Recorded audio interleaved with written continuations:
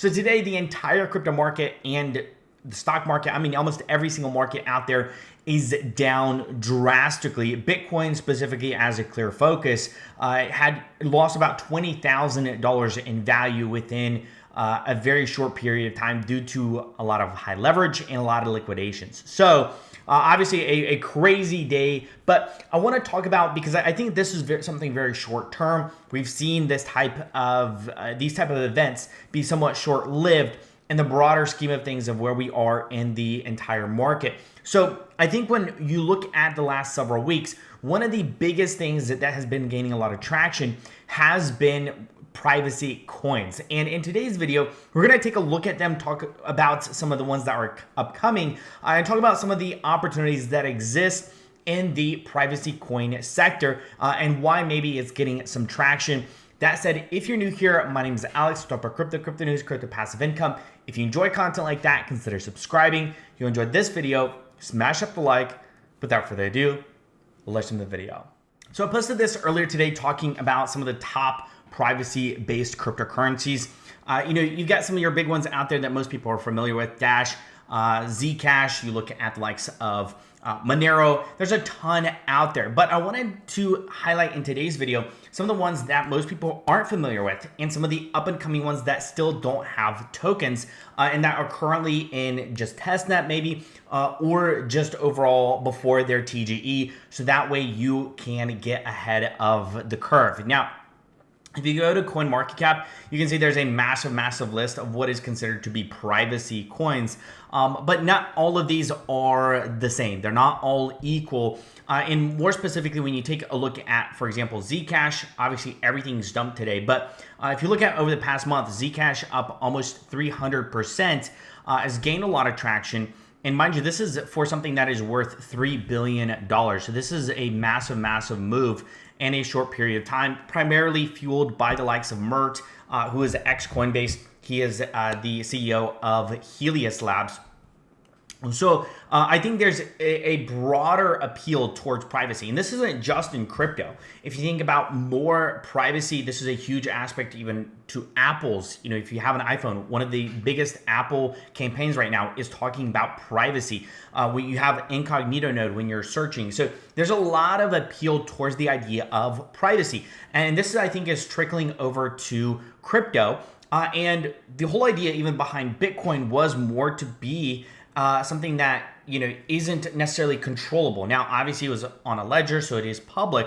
But the appeal behind something like Zcash has the privacy aspect. And so, as the saying goes, a rising tide lifts all boats, and that is exactly what's been happening.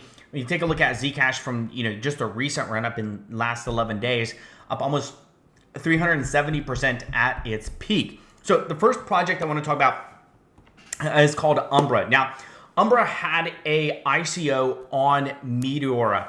Now, or on, not Meteora, but on MetaDAO.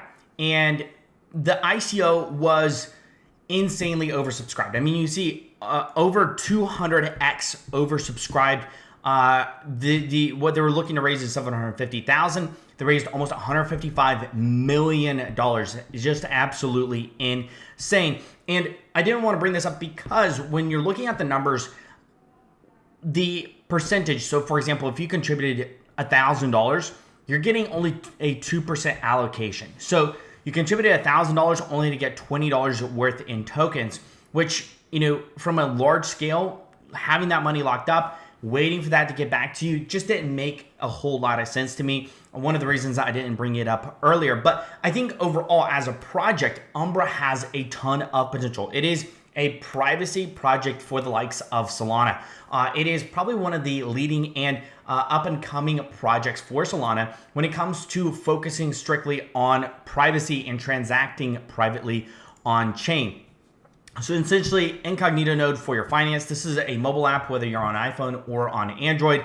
They do have a web app. So as you can see here, funny enough, it is mert.umbra. But either way, you have the ability to, if you connect your wallet, you can connect Phantom, MetaMask, Solana's MetaMask here, Leap Wallet, other wallets as well. and you're able to transact privately. That is a huge, huge appeal for a lot of people that don't want their transactions on Solana tracked. So I think it's something that is quite interesting, and the growth of this has been very, very impressive.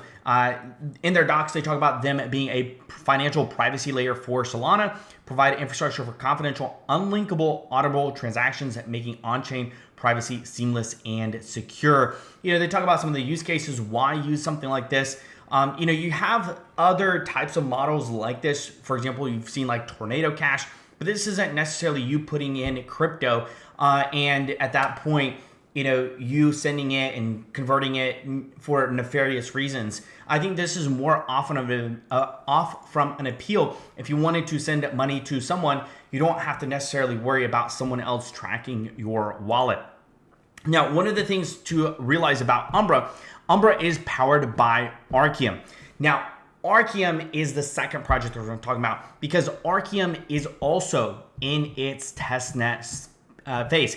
I don't think Umbra technically is in testnet. It's just an ICO.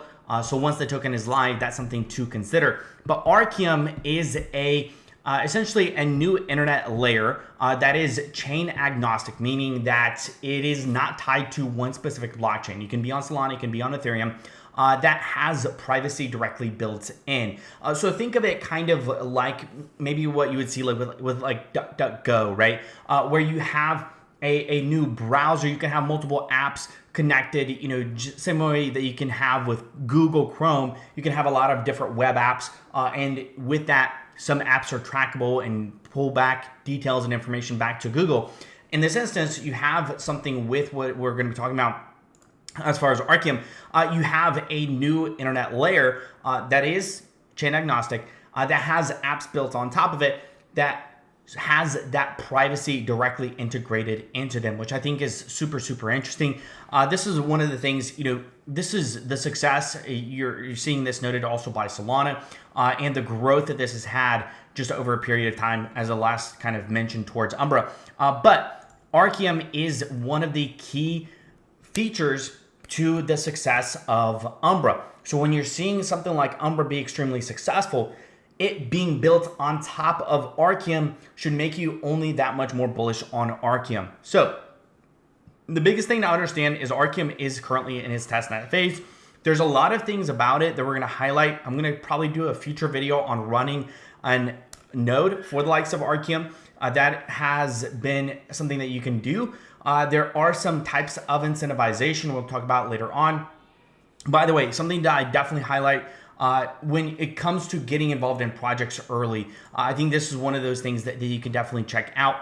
If you're on their main page, they talk about encrypting everything on chain, essentially a supercomputer as to what they are attempting to do. There's a lot of things about Archeum. I'll leave a link to it down below that if you want to check it out. The deepen aspect, the blockchain aspect, and then also the AI aspect as well. Now, if you go over the testnet, there are some details as far as participating in the testnet, contributing to it. We're going to look at that in just a second, but I want to highlight this thing, this most recent update that happened about a week ago, as far as what is the roadmap update, what is happening moving forward, because right now we are getting close to what's called mainnet alpha. So this first production ready version of Archeum Network launching on Solana in Q4 2025. Nodes will be managed by Archeum alongside selected industry trusted validators. So a little more detail there. Then if you scroll down, the biggest thing is right now we are in what's called public testnet phase 2. So this is going to be the first fully featured version of Archeum Network integrated with third-party node operators. So something to consider as far as getting involved. And they have the mainnet alpha Q4 that is coming, party node validators ahead of full decentralization. So here's the thing as far as the airdrop, because there is no airdrop. They have something else that they've called it. So it's going to be interesting to see what this looks like from a monetary basis. So they said they're extremely grateful for everyone participating, et cetera, et cetera. As outlined in their community plan, encrypted, not extracted. So you can go over this and look at this. Archeum's testnet is not incentivized, and they're not conducting an airdrop. Instead, they've designed a new system called retroactive token grants, With their updated roadmap, they're preparing to announce the first wave of RTGB or RTG eligible users. Their goal is to ensure 90% of eligible users know that they will receive a grant well ahead of TGE. So it's going to be interesting to see. This is a lot more information is going to be coming out on the program, especially as they approach mainnet alpha. This is what they talk about as far as their community plan for the public testnet. This was published in June. So I'll leave a link to this down below. So that way you're kind of informed on maybe what they're exactly going to be talking about. But I think this is something that's interesting. It's not an airdrop per se, but there's still an incentivization layer for those who are contributing to the growth of the project. So I'll talk about that and talk about how to run a node in a future video. Now, the last project I want to talk about is called Railgun. Now, Railgun isn't necessarily a new project. They've been around for a little while, similar to the likes of maybe Zcash a little bit older, but Railgun has gained a ton of traction. I mean, if you look at it in the last 7 days, up 153%. In the past month, almost similar performance, tracking the performance of Zcash. Now, Railgun is on-chain privacy for Ethereum. This is obviously, it's not chain agnostic likes of what you see with Archeum, and it's not like Umbra specifically for the Solana ecosystem. So this is more for your Ethereum, people involved in the Ethereum ecosystem. Now, Railgun is very much privacy on chain. That is its whole appeal. There's a lot of really cool features behind Railgun, including the fees that are generated and earned go back to those who are staking the Rail token. So there's a lot of very interesting things as far as what Railgun does. And it's really one of those kind of behind the scenes type of projects that continues to build and continues to grow and is used by a lot of people, including the likes of Vitalik Buterin. So this was from a post earlier this year talking about whole crypto Twitter still sleeping on Railgun while Ethereum founder staked 50,000. Vitalik Buterin is an active user of Railgun. They've made $6 million in fees over the past 12 months. 78% of the circulating supply is staked, and then more wallet integrations could boost fees volume by 10x in the next half year or so. So I think there's something very interesting. This is a post from 4 or 5 months ago. And this continues to grow, and Railgun continues to grow. Now, this is a more recent post talking about the developments, right? Because a lot of these successful projects build behind the scenes, and then they're at multi-billion-dollar market caps before you know it, and you didn't see everything that was happening leading up to that. So that's why I want to get you in early, I would say relatively early. When you look at Railgun, it's still sitting at $188 million market cap. So it's still relatively small in comparison, fully diluted valuation at $300 million. So still, I think, relatively small. So the Kahaku, however you pronounce that, SDK, developed by Ethereum Foundation and Vitalik Buterin, will likely power the next generation of EVM wallets. This Kahaku will feature privacy by default using Railgun tech. Now, this is currently at $192 million fully diluted valuation, relatively cheap compared to everything else within the Ethereum ecosystem. Like I said, this isn't chain agnostic. This is designed for the likes of Ethereum. And this is very, very small, right? I mean, when you look at some of the other projects that are on Ethereum, I mean, you look at the value, even if it was to be, a small portion of the value, to have this level of integration would be absolutely massive. I mean, you look at some of these other platforms, even, for the likes of Safe, some of these others out there, maybe not as big as Athena or, Aave or Curve, but there's still a lot of value in what this is doing. And I think a lot of potential, especially if the privacy meta continues to increase. There's a reason why Zcash is where it is right now.